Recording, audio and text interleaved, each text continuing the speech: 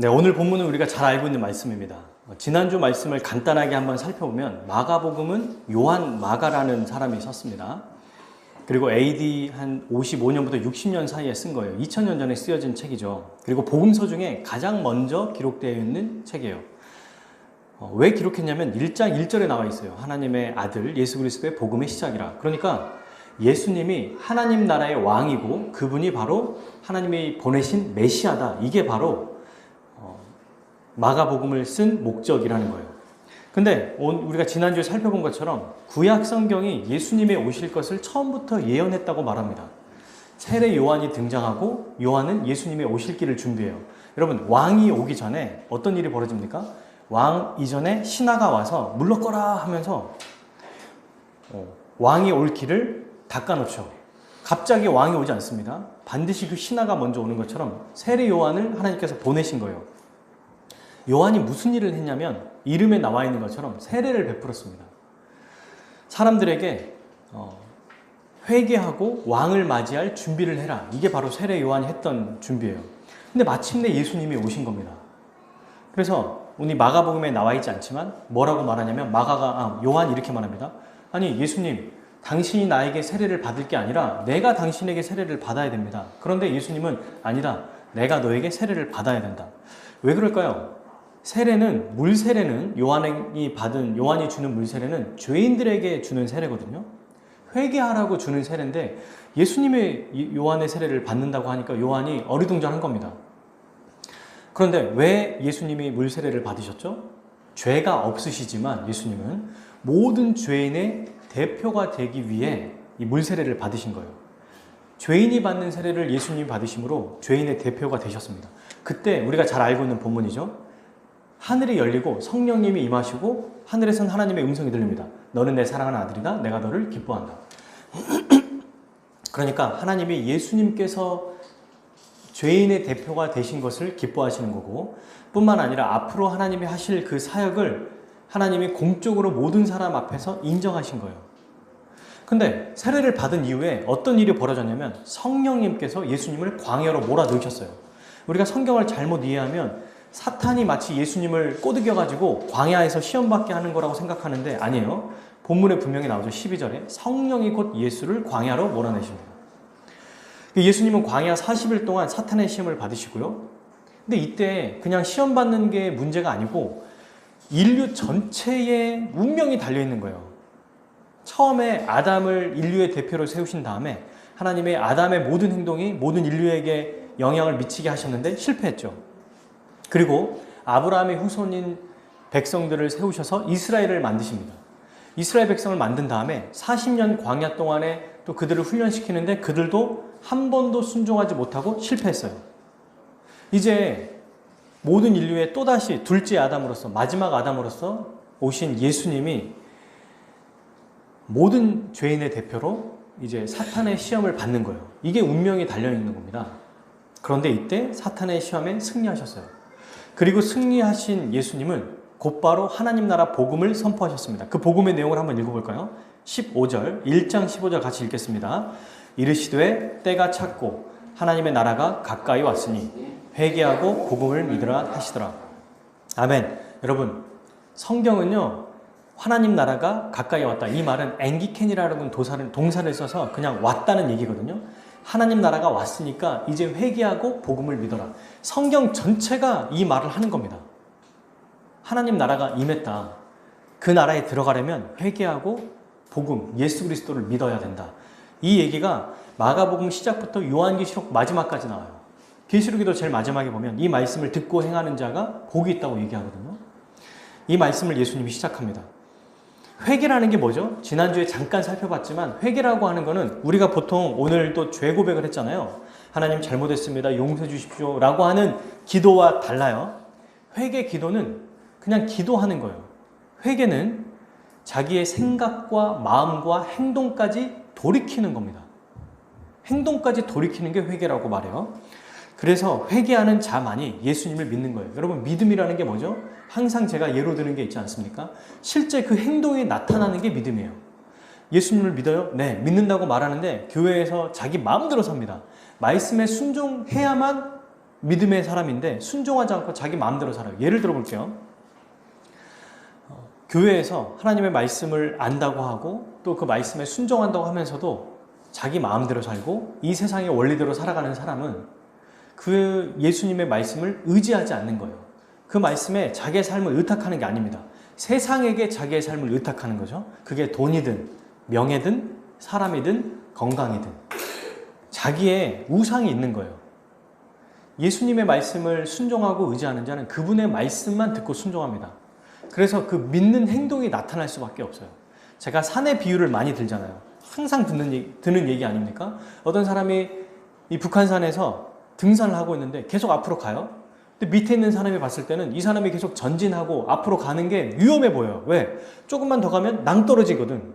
근데 계속 가고 있는 거예요. 그래서 밑에 있는 사람이 부릅니다. 아저씨, 계속 가면 죽어요. 낭떠러집니다. 그랬더니 이 등산객이 걸음을 딱 멈추고 물어봐요. 뭐? 계속 앞으로 가면 죽는다고? 먼저 어떻게 돼요? 앞으로 가면 죽는다는 내용을 알았죠. 그리고 죽는구나 라는 얘기도 들었습니다. 그런데 이 사람이 계속 앞으로 가버리면 이건 이 밑에 있는 사람의 말을 들은 거예요? 안 들은 거예요? 안 들은 거예요. 그런데 이렇게 얘기해요. 밑에 있는 사람, 아저씨 계속 가면 죽어요 했는데 대답도 안 하고 말도 안 해요. 그런데 가다가 돌아서서 다시 반대 방향으로 움직였다면 믿었다는 겁니까? 안 믿었다는 겁니까? 믿었다는 거예요. 맞습니다. 우리가 예수님을 믿는다는 게 이거 똑같아요. 회개하고 예수님을 믿는다는 거는 이전에 살았던 모든 것들에 돌아서서 그리스도의 말씀에 순종하는 거, 이게 믿음이라는 거죠. 그래야 우리가 하나님의 백성이라고 말합니다. 이 믿음의 모습이 어디에 나타나죠? 우리가 봤던 16절에서 20절. 예수님이 그를 부릅니다. 그랬더니 어떻게 합니까? 18절. 곧 그물을 버려두고 따르니라. 20절 또 제자를 부르죠. 그랬더니 어떻게 합니까? 아버지, 가족도 버리고요. 배도 버리고 예수님을 따라가요. 이걸 잘못 오해하면 안 돼요. 다 버리란 말이 아닙니다. 이전에 의지했던 것이 돈이라면 돈을 의지하지 말란 얘기예요. 이전에 의지했던 게 사람이라면 사람을 의지하지 말란 얘기예요. 그리스도를 의지하라는 얘기입니다. 그의 말씀을 의지하라는 얘기예요. 이거 오해하면 다 버리니까 나는 가족도 필요 없어요. 엄마 아빠 필요 없어요. 이 말이 아니에요. 자기가 가장 사랑하는 것들, 그것들이 그리스도가 돼야 된다는 얘기입니다. 근데 여러분, 이렇게 복음을 선포하신 예수님은 한 번만 얘기하고 마시는 게 아니에요. 그분이 이 땅에 오신 목적은 바로 회개하라, 복음을 믿어라, 그래야 내 나라에 들어간다, 이 말을 하시는데 계속해서 얘기하십니다. 제가 마가복음을 잘 몰랐을 때는 그냥 사건 중심으로만 이해했었거든요. 뭐 여기서는 병자를 고치고, 귀신 쫓아내고, 다음에는 뭐 병자를 고치고, 나병 환자 고치고. 근데 여러분, 성경을 잘 주목해 보세요. 예수님이 이적을 행하신 이유, 기적을 행하시는 목적은 그 말씀의 가르침을 따르고 그 말씀을 들으라는 얘기예요. 하나님의 복음을 믿으라고 이런 이적들을 행하는 겁니다. 자, 보십시오. 21절 한번 읽어볼까요? 오늘 본문에. 그들이 가버나움에 들어가니라. 그들이 누구냐면 이제 예수님과 제자들이에요. 예수께서 곧 안식일에 회당에 들어가 뭐 하십니까? 가르치십니다. 그냥 지금 오늘 본문은 우리가 알고 있는 것처럼 귀신을 쫓아내는 건데 쫓아내기 위해서 온 게 아니라 가르치려고 오신 거예요. 그리고 우리가 다음 주에 살펴보겠지만 여러분 37절 한번 보실래요? 만나서 이르되 모든 사람의 주를 찾나이다. 이게 뭐냐면 32절과 33절에 보면 34절에 예수님이 각종 각종 병이 든 사람, 귀신을 쫓아내니까 이제 수많은 사람들이 몰려오는 거예요. 그랬더니 예수님이 어떤 일을 하시냐면 그래? 나에게 와? 내가 이들 병을 고쳐줘야겠다. 이게 목적이 아닌 거예요. 38절 읽어볼까요? 이르시되 우리가 다른 가까운 마을들로 가자.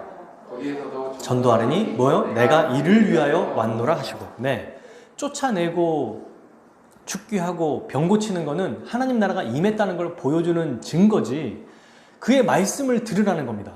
전도하기 위해서 오신 거예요. 오늘 이 자리에도 가버나움에 예수님이 안식일 회당에 들어와서 귀신을 쫓아내기 이전에 가르치십니다.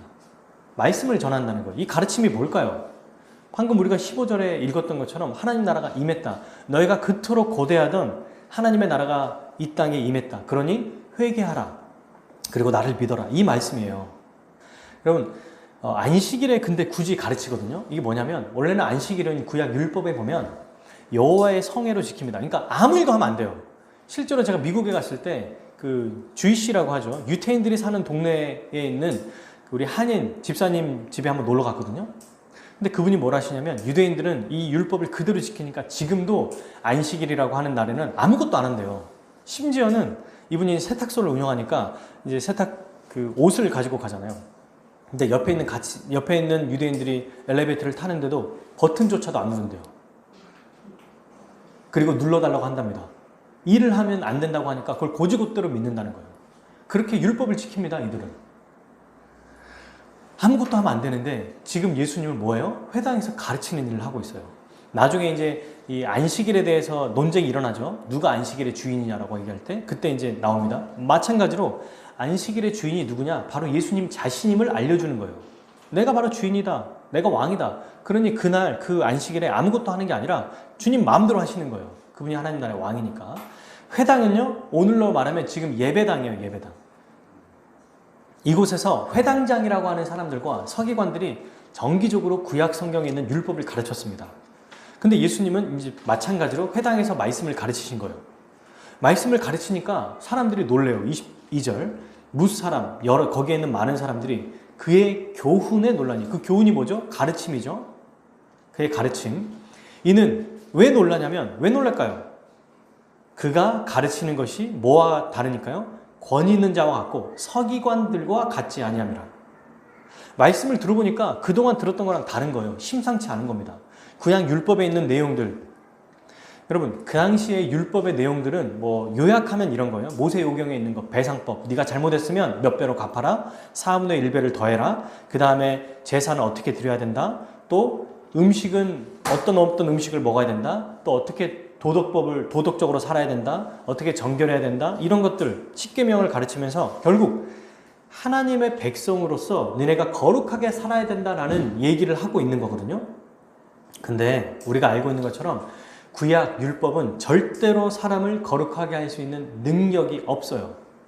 율법 자체는 거룩해요. 이거 오해하면 안 됩니다. 율법은 하나님께서 주신 거고 하나님의 뜻을 알려주는 거기 때문에 진짜 좋은 거예요.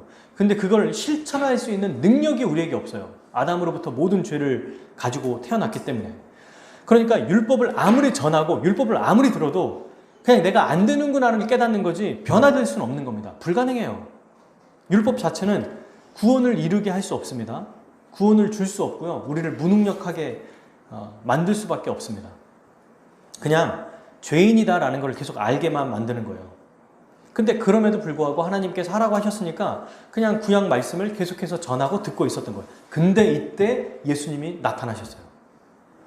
그리고 그 가르침에는 권위가 있습니다. 어떤 권위일까요? 신적 권위예요. 신적 권위. 인간이 말하는 정도가 아니라 이건 뭔가 하나님이 진짜 말씀하시는 것 같다라고 깨달은 겁니다. 그러면서 그 말씀에 권위가 있다는 것은 무슨 말이냐면 능력이 나타난다는 얘기예요. 서기관들이 말하는 것은 그냥 아무 효과가 없습니다. 그냥 이미 있는 구약 율법을 되뇌일 뿐이에요.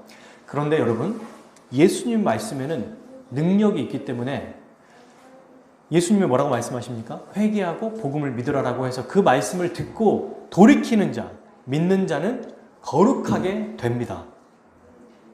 거룩하게 돼요. 말씀을 믿는 자들은. 어떻게 그게 가능하죠?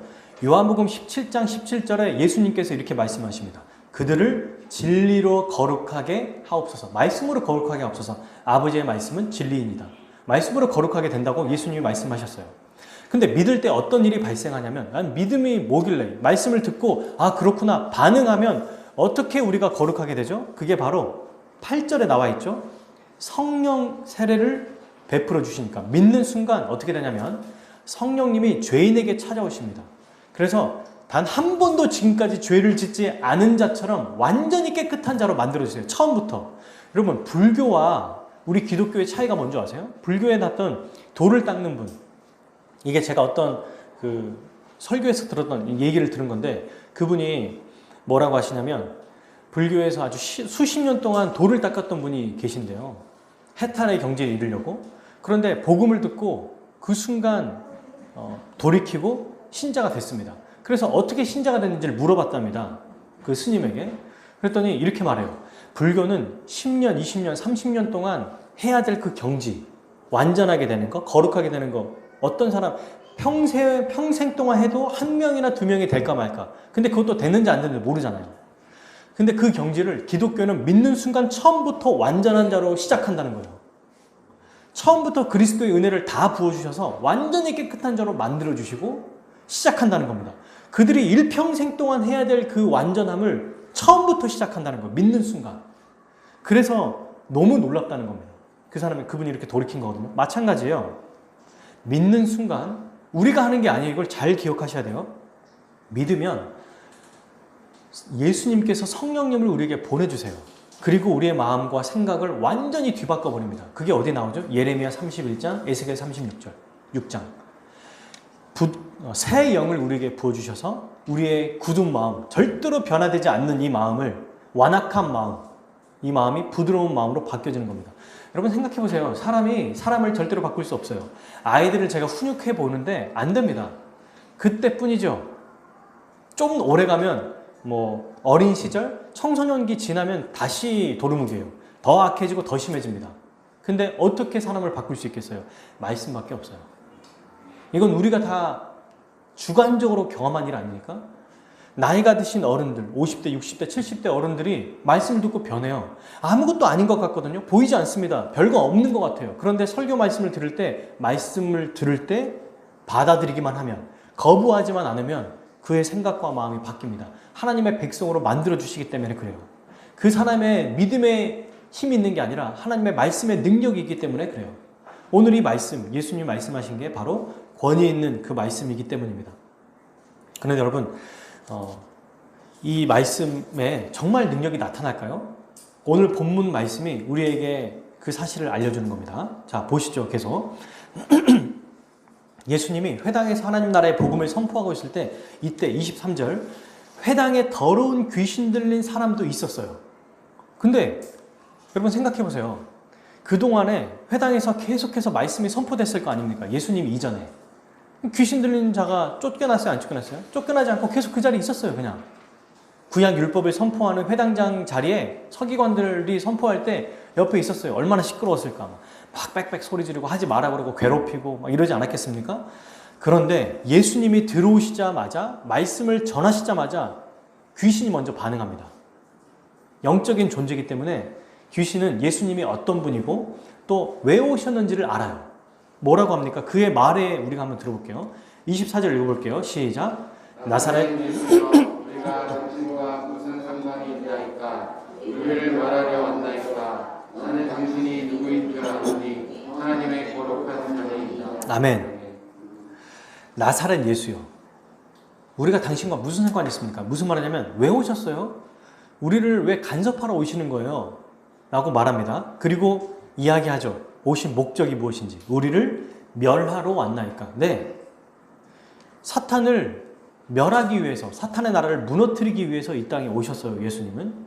사탄의 노예로 사로잡힌 우리, 죄밖에 없는 자, 비참하게 아주 말씀대로 순종하지 못하며 정말 가장 비천하게 살아가는 우리를 위해서 오신 겁니다. 그러면서 뭐라냐면 나는 당신이 누군 줄 압니다. 나는 압니다. 당신이 하나님의 거룩한 자입니다. 이 하나님의 거룩한 자라는 말은 뭐냐면요, 하나님이 보내시는 거룩한 분입니다. 즉 하나님이 보내신 분은 하나님의 아들이거든요. 이 당시 하나님의 아들은 곧 하나님으로 생각했어요. 그러니까 나는 당신이 하나님이신 줄 압니다. 이 말입니다. 이 말을 듣자마자 예수님이 어떻게 하시냐면 25절 예수님께서 꾸짖어 이르시되 잠잠하고 그 사람에게서 어떻게 해요? 나오라 하시니.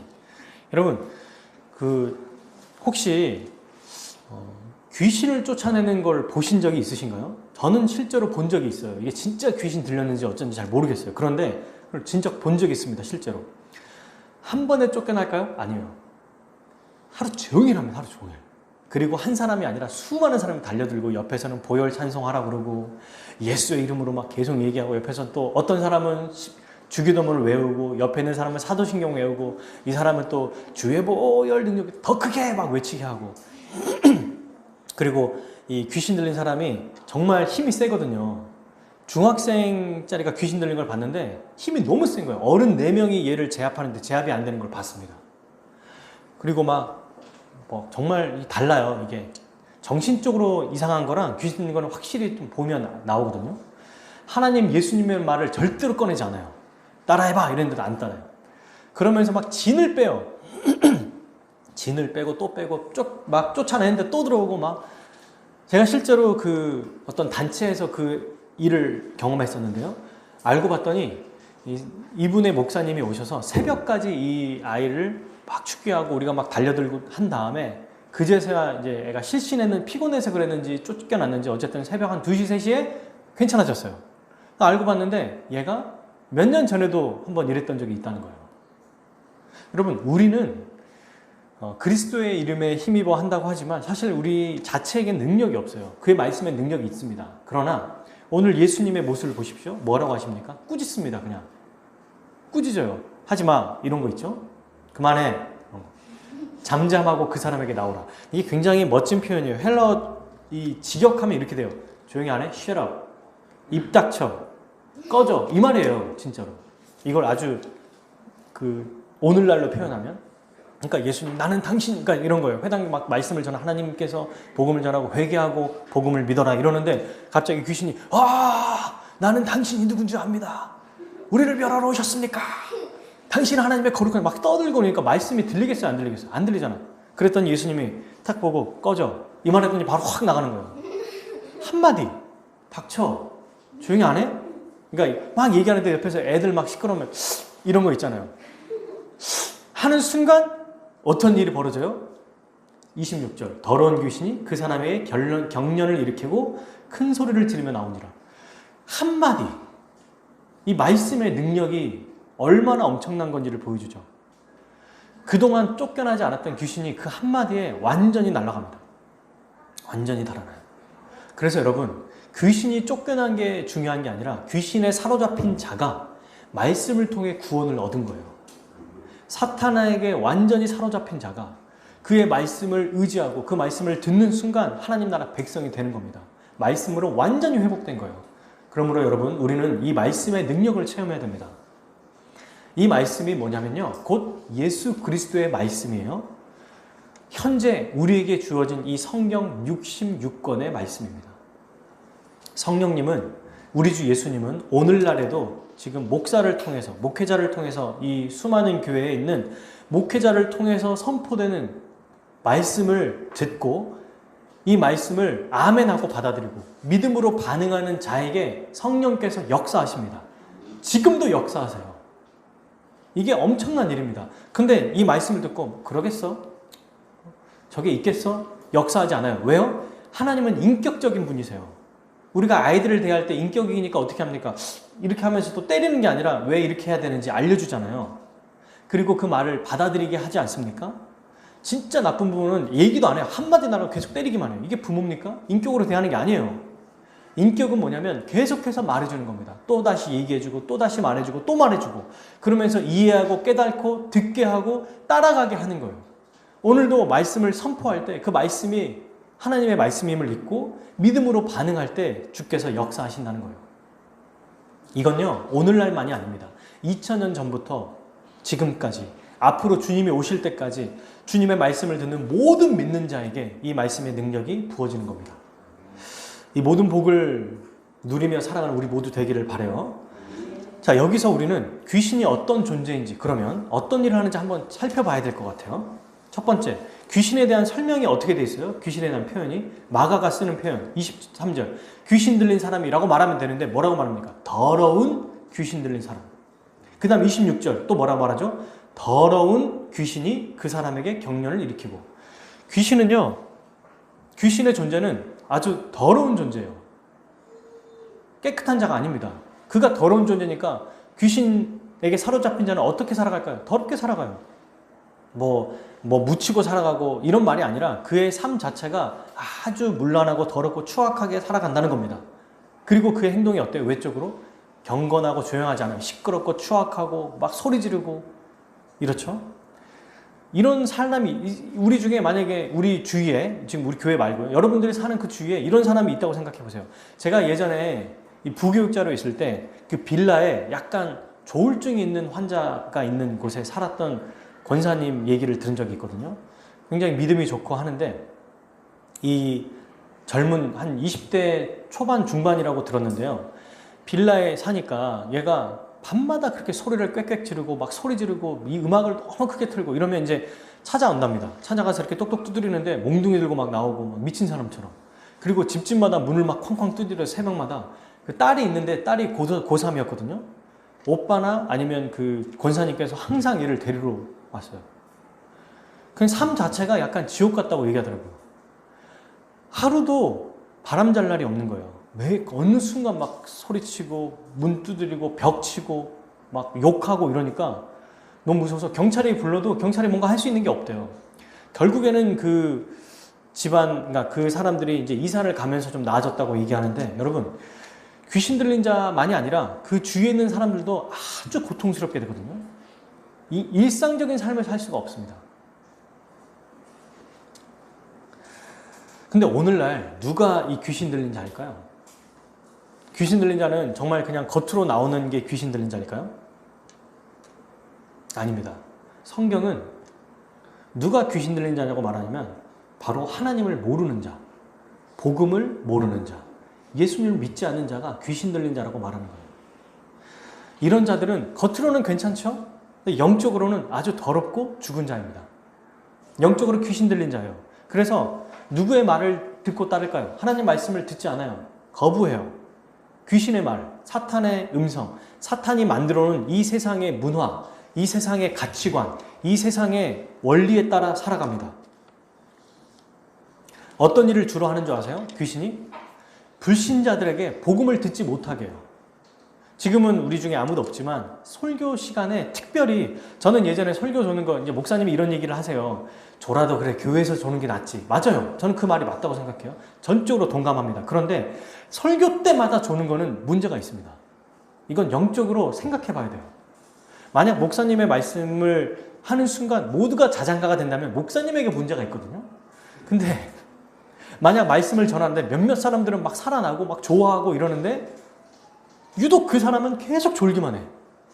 계속 졸고 자. 근데 마치 여러분 학생들이 그 수업 시간에는 우리 그 1년의 법칙이 있잖아요. 수업 시간에는 졸리고 쉬는 시간에는 개운하다. 그 우리 보통 학생들의 그 삶 아닙니까? 공부하는 애들 보면은 공부를 꼭 못하는 애들은 이제 막 수업 시간엔 모든 그 잠이 다 쏟아져가 쉬는 시간 자 수업 끝 하면 갑자기 막 몸에 힘이 살아나. 애들 막 뛰어다니고 막 좋아하고. 여러분 잘 봐야 돼요. 설교 시간에 자꾸 졸리거나, 근데 이제 이런 게 있어요. 피곤해서 졸리는 거 말고 그냥 처음부터 끝까지 조는 사람이 있어요. 처음부터 끝까지. 안 됩니다. 이건 자기의 영적 상태를 확인해 봐야 됩니다. 내가 지금 말씀이 안 들린다, 아니 말씀이 안 들어온다, 이 말은 사탄이 말씀을 못 듣게 한다는 것을 파악해야 돼요. 생각해야 됩니다. 복음을 전하는 자들을 또 미워하게 해요. 목사를 싫어합니다. 이유 없이. 싫어하게 만들어요. 그리고 열심히 신앙생활하는 사람들도 미워해요. 교회 자체도 싫어요. 교회 다니는 자들에게는 어떻게 유혹하죠? 말씀을 안 들리게 하는 것뿐만 아니라 설교에 집중하지 못하게 해요. 그래서 여러분 실제로 제가 이제 예배를 인도하다 보면은 이렇게 뭐 어린 아이들이 이렇게 얘기하는 거 괜찮아요. 근데 뭔가 어느 날은 분위기가 아주 어수선해가지고 몇 명 안 되는데도 집중이 안 될 때가 있거든요. 막 부산해져요. 저도 그렇고 앉아있는 사람들도 막 순서 하나씩 하는데도 그거 하나 집중 못하고 막 딴짓하고 있고 막 불이 나게 그때 찬송가 펴니까 막 그때 막 피고 뭐 헌금하니까 헌금 막 못 찾고 있다가 막 하고 또 기도하자니까 기도 지금? 이러면서 막 눈 뜨고 있고 이러면 이게 뭔가 문제가 있는 거예요. 이게 계속된다면 진짜 문제가 있습니다. 예배가 살아나야 우리가 살아나거든요. 말씀이 우리를 살리거든요. 복음이 지겹다고 생각해요. 제가 예전 부교육자로 있을 때 복음을 전할 때 한 분이 이런 얘기를 하신 적이 있어요. 아니 복음 얘기 좀 그만해라. 맨날 복음 얘기만 하냐. 그리스도 얘기 좀 그만해. 그래서 제가 그렇게 했어요. 여쭤봤습니다. 그럼 교회에서 무슨 얘기를 해야 됩니까? 잘 사는 법이요? 돈 많이 버는 법? 공부 잘하는 법? 영어 잘하는 법? 이 땅에서 지금 최근의 이슈가 뭡니까? 뉴스? 어떻게 성인지 감수성을 아이들에게 키우게 할까? 자살이 무엇인가? 자살하면 천국 갑니까? 지옥 갑니까? 이런 걸 말해야 돼요? 이런 건 일반 특강을 통해서도 얼마든지 할 수 있습니다. 하나님의 말씀을 전하는 시간에는 그분의 말씀만 선포해야 돼요. 그 성령께서 역사하시거든요. 그래서 여러분, 이 모든 게 사탄의 계략이라는 것을 기억해야 돼요. 정말입니다. 그리고 혹시라도 이런 마음들이 있다면 회개하고 돌이켜야 돼요. 자꾸 뭔가 졸릴 것 같을 때 저는 어떻게 했냐면 무릎을 꼬집었어요. 하도 꼬집었고 멍들고. 예전에 공부한다는 사람들은 막 침을 찌르는 것처럼 그렇게 해야 돼요. 그렇게 막 애를 써야 됩니다. 그래서 여러분, 사탄은 다른 것이 더 중요하다고 우리에게 가르쳐요. 매일매일 이 유혹에 우리는 빠져 있습니다. 믿는 자들도 마찬가지예요. 예배 나오는 것보다 야, 코로나니까 가지마. 마침 잘 됐지 뭐. 그거 걸려서 뭐 죽을 일 있어? 예배 가면 뭐 할 거야? 가서 큰일 나니까 가지 말라고. 여러분, 제가 코로나 사건을 겪으면서 저희 동기 목사님들과 했던 이야기가 있습니다. 진짜 참된 신자는 예배에 못 나가면 괴로워해요. 근데 어중간한 사람들 있죠? 그리고 정말 믿음이 없는 사람들은 잘 됐다. 안 그래도 안 가고 싶었는데 아싸. 계속 안 가야지. 이렇게 된다는 거. 이게 양극화 현상이 일어나요. 이야, 잘 됐어. 안 그래도 가기 싫었는데 아우, 지겹다 지겨워. 좀 쉬자 이참에. 쉬다가 죽습니다. 쉬다가 영적으로 죽어요. 그리고 돈 버는 일이 더 중요하게 만들어요. 거기에 집중하게 만들어요. 내가 지금 직장 일이 더 중요한데 이거 할 일이 생겼습니까? 내가 지금 좋은 직장 가야 되니까 공부해야 되고 이거 준비해야 되고 이거 준비해야 되는데 예배에 들어갈 시간이 없어요. 내가 조금만 기다리세요. 시험에 합격만 하면 내가 가겠습니다. 이런 생각은 다 버려야 됩니다. 왜요? 시험 합격하면 더 바빠지거든요. 안 와요. 그러면 가장 중요할 때 그 사람 믿음이 나타납니다. 그래서 여러분, 사탄은 자기가 살고 싶은 대로 살게 만든다는 거, 이거를 기억하고 결국 이런 자들은 비참한 존재로 망하게 된다. 이것을 기억하십시오. 사탄의 속임수에 넘어가서는 안 됩니다. 믿음에 반응하지 못하게 하는 것들을 물리치십시오. 뭐든지 간에, 그게 무엇이든지 간에 물리치셔야 돼요. 복음보다 더 중요한 게 없어요. 말씀보다 더 중요한 것, 이것 말고 신경 쓸 게 없습니다. 여러분, 세상에 할 일이 많죠. 해야 될 일이 많이 있어요. 근데 복음보다 더 중요한 게 없어요. 이걸 지금 알아야 됩니다. 계속해서 알아야 되고 배워가야 됩니다. 이 땅에서 하나님 나라에 들어간 자만이 완성될 하나님 나라에 들어가요. 지금 못 들어가면 못 들어갑니다. 기회는 없어요. 이보다 더 중요한 일이 있을까요? 말씀을 배우는 일이 이렇게 중요한 것입니다. 자, 여러분, 오늘 본문의 마지막으로 귀신 들린 자는 어떻게 됐어요? 즉시 회복이 됐어요. 별도의 회복의 시간이 필요하지 않습니다. 이런 일이 딱 벌어지니까 27절, 28절 우리 마지막으로 한번 읽어보겠습니다. 다 놀라 서로 물어 이르되 이는 어찌미냐? 권위 있는 새 교훈이로다. 더러운 귀신들에게 명한즉 순종하는도다 하더라. 예수의 소문이 곧 온 갈릴리 사방에 퍼지더라.